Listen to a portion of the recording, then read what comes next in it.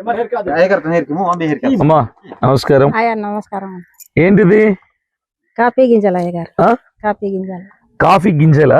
Coffee గింజలు. ఎవరు పండించారు ఇవి? మేము పండించాము కొండలో. మీరే పండించారా? ఏంటమ్మా ఇదేంటి? పసుపు అయ్యగారు. పసుపా?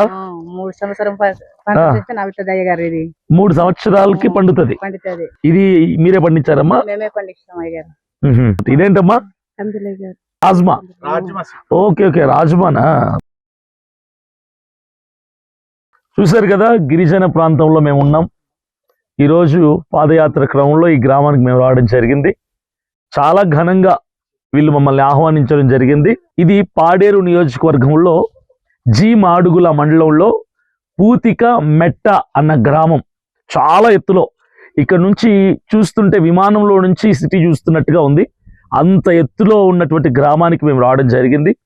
చాలా ప్రేమించారు, చాలా ఘనంగా స్వాగతించారు. వీళ్ళ ప్రేమకి నిజంగా మేము దాసోహం అయిపోయాం. జై జై అభినయ్ అన్నా,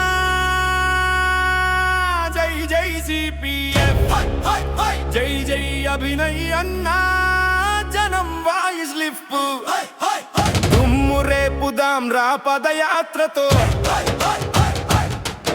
అభినయ్ అన్న పేరు వినిపించాలి ప్రతి స్ట్రీట్ లో.